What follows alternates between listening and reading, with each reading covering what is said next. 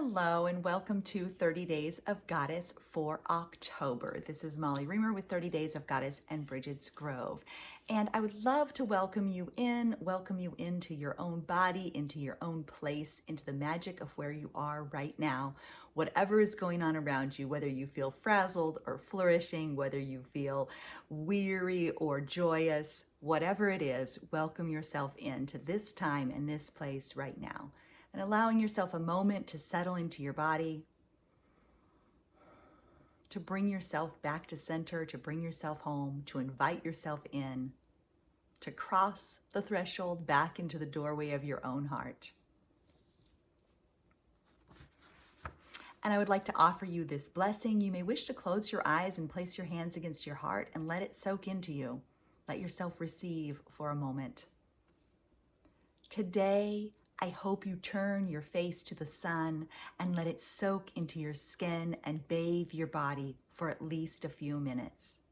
Today, I hope you pause and allow your mind to be quiet, feeling wind kiss your shoulders and stroke your hair. I hope you take long, deep breaths and feel the breath of the holy fill your body, replenishing you and reminding you that you have what you need. Today, I hope you call your attention back to you and recenter it within. I hope you settle into your body, if only for a spell, and feel the root of your power nourishing and strengthening you. Today, I hope you stand on a spinning earth, alive with mystery and whirling with enchantment, and feel love within you and around you. So welcome to 30 Days of Goddess for October. Our theme for this month is mystery. I feel like it is the perfect time of year to be sinking into mystery, to be stepping into mystery, to be dialoguing with mystery, to be finding ourselves at home in the mystery. I really find that daily practice invites us to meet the goddess in our own lives, in our own landscapes, and in our own hearts. Each day is new and surprising and full of wonder, and each day is ancient and wise and full of mystery, and each day carries the magic and learnings and messages of the days that come before, and they all build up to create an accumulated base of power or source of support that you can carry with you into your life. And so that's another thing that I wanted to share about this theme of mystery, is that part of the mysterious and powerful alchemy of daily practice is that each day it offers the opportunity to begin again, while simultaneously carrying the deep magic, the trust, the power, and the connection of all the days that have gone before. That is part of the mysterious and powerful and potent and exciting and inspirational and magical alchemy of daily practice. So one of the things I've been thinking about this month, I think this is part of as we cross the threshold into fall, I really feel a very, and maybe an interesting companion to this mystery as a theme, I actually feel in the fall a really clear sense of purpose and a really strong sense of clarity kind of descends on me in the fall, where I feel like I know exactly what I want to do and where I want to go. And then what I find is then as fall continues to descend and then winter starts to beckon, as winter's queen starts to awaken, I feel this call to descent and retreat. But in fall, there's a kind of a sense of rebirth or a regeneration or a renewal that I find comes with inspiration and clarity and direction and focus. And so I have another poem about that I would like to share with you. When I pause to listen, I realize I know exactly what I want to do and where I want to focus. I trust my own knowing. I permit my own wise discernment to take the lead. I hold myself with love and trust. This is good. This is right. This is enough. This is the doorway to joy and peace. I am the site of my own liberation.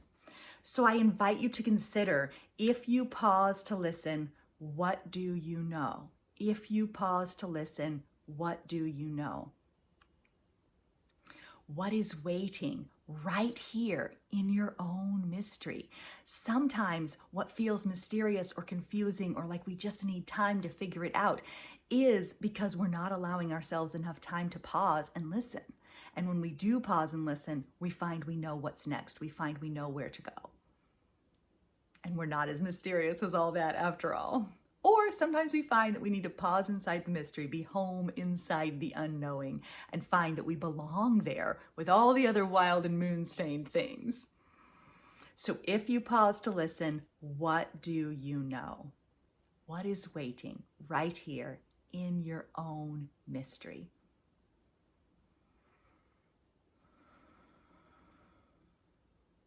And this month, I actually have a lot of quotes to share with you. I gather things as I move through the month that seem connected to the themes or that just catch my eye and catch my interest, and then I put them together. And this month happens to have a lot of quotes, so I'm going to go ahead and go with that inspiration and exploration.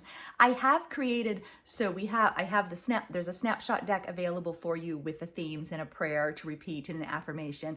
We also have the prayer book. Something new that I've been working on is these monthly practice guidebooks, and that's for members of the Goddess Magic community on Patreon, where we can really sink into and explore all the themes, all the quotes, all the questions, all the prayers, and all the practices and prompts that are raised during these videos. So that's a new idea that I'm exploring. I did one for September, and I'm working on one for October as well, like a support resource guidebook for you to deepen into the questions and considerations, the ideas, the prompts, the prayers, the practices. And so I'm really excited about that. So if you're part of the Goddess Magic community on Patreon, that's patreon.com/goddessmagic, you will get a guidebook like that to help guide you through this month. And then I'm planning to continue that series into 2024. I'm really hard at work right now on visioning for what I want 2024 to hold and how I want to support this practice moving into our 4th year together. And I want to be able to introduce some new things, some new support, some new resources, while continuing to hold the heart of what the practice is, the simple and sacred heart, the essence of the practice. I would love to still be able to hold while also encouraging some fresh exploration and fresh development. So creating a monthly practice support guidebook has been one of my answers to that.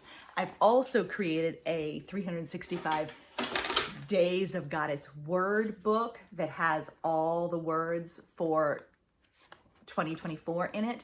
This is still a work in progress, but you will eventually see it available. So this would be a cut apart resource that you can use for the entire year. And so I'm excited about that as well. So I took a brief detour for my quotes to share the new things and new resources that I'm working on. And remember, going to 30daysofgoddess.com will pretty much get you access to what you need, or at least links to get to those other resources. So you don't have to worry about paying attention to specific website addresses or anything like that. You just need to go to 30daysofgoddess.com and it will point you everywhere else that you need to go under the October practice update. Okay, so back to the quotes. This one I shared during our live Simple and Sacred Circle in September, and it is from Sue Patton Teeley, The Woman's Book of Soul. Excuse me.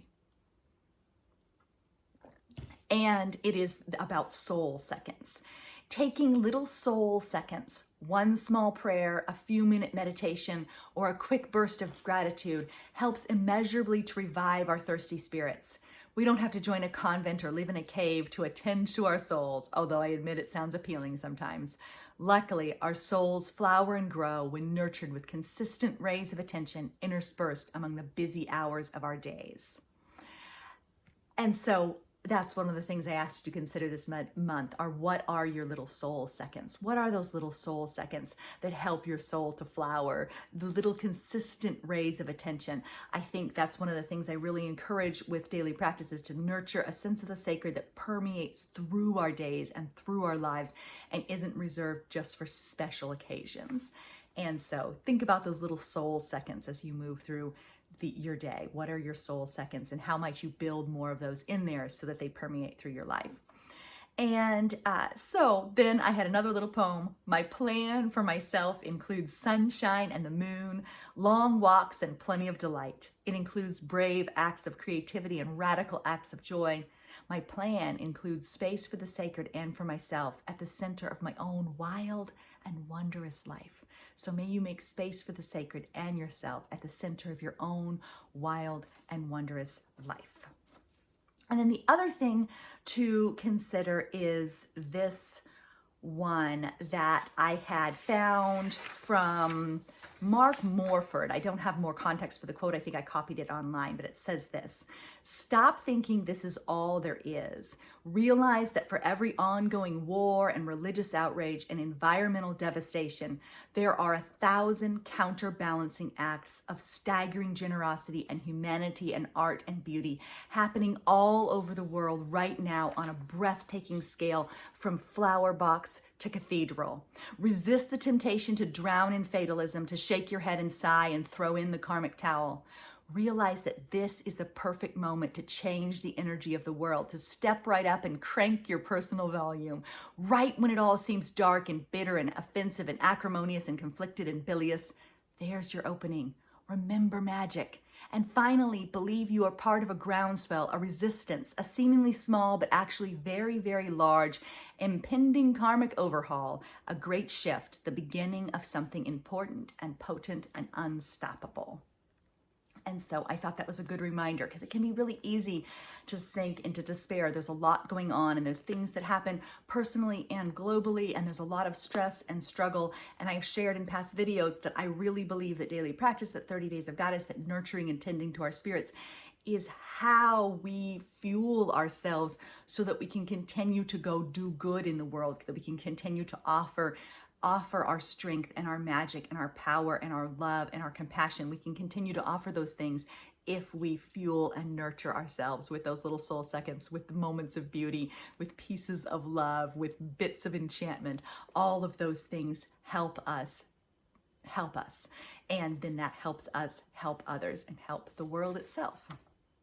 And then here's another quote from Sandra Hyman: Goddess was weakened by fragmentation. Gods gained power by assembling fragments. They cobbled together a monotheistic God from stolen goddess parts. And I think that's really powerful too. A lot of times when we encounter goddess information at this point, it too is split and fragmented. You know, Aphrodite is the goddess of love. Everybody's like split into these little parts instead of being encompassing and whole. And sometimes we're encouraged too to fragment. Our attention is encouraged to fragment, etc. I feel that wholeness is a radical act. Joy is a radical act. Rest is a radical act. Reclamation is a radical act.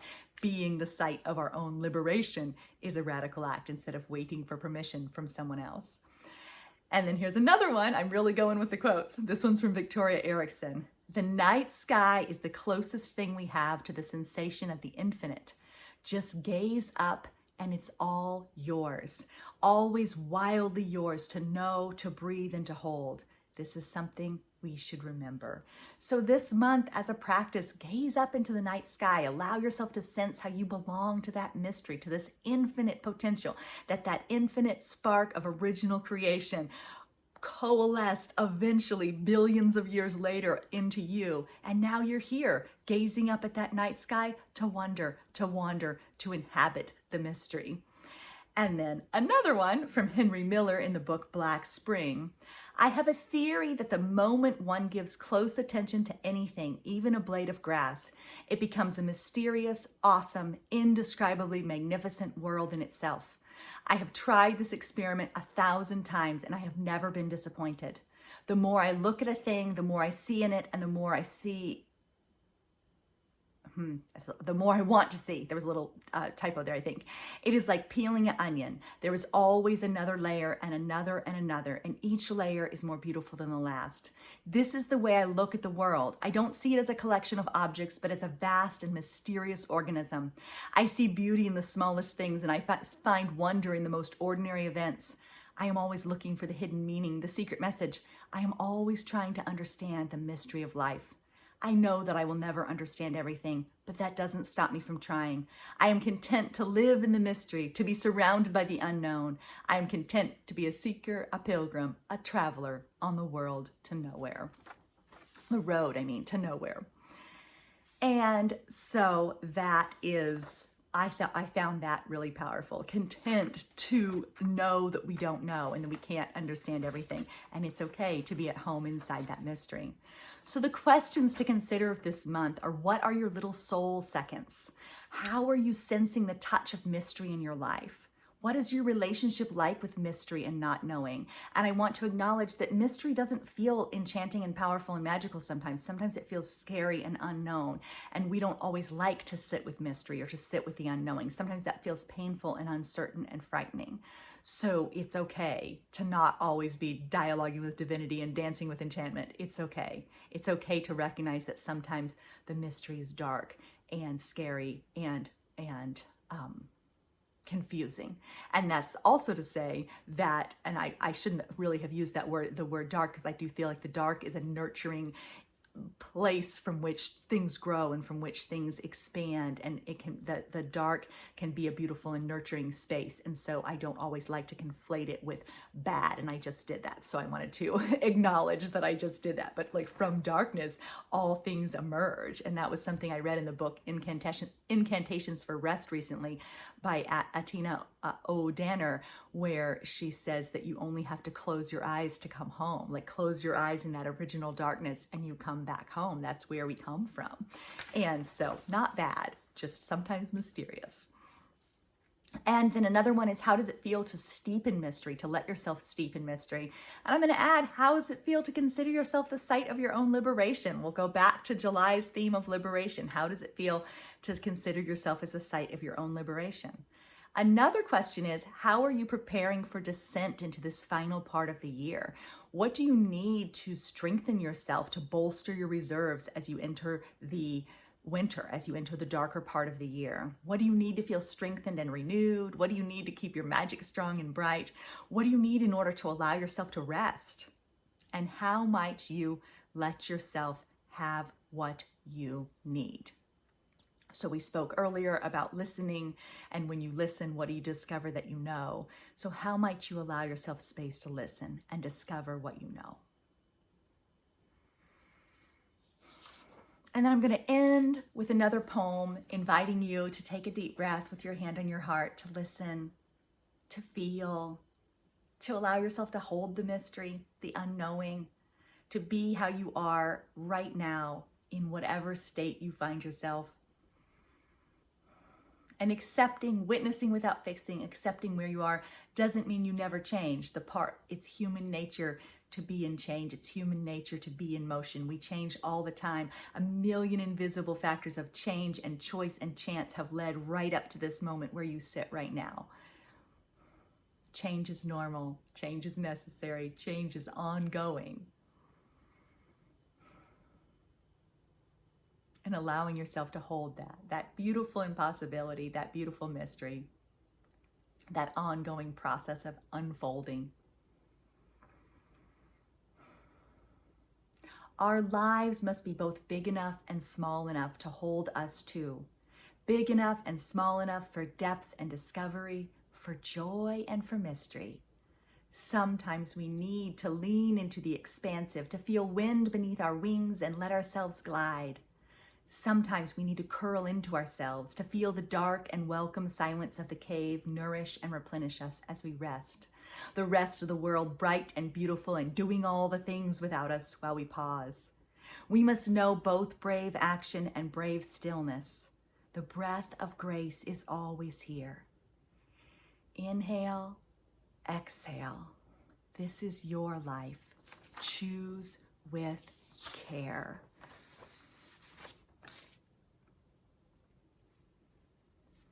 So may we remember this month that our lives are the story we write each day. May we listen to the current of our lives, to the current of the sacred that runs beneath them. May we dip our toes into the sacred. May we swim in mystery. May we bathe in wholeness. May we pay attention and tell about it.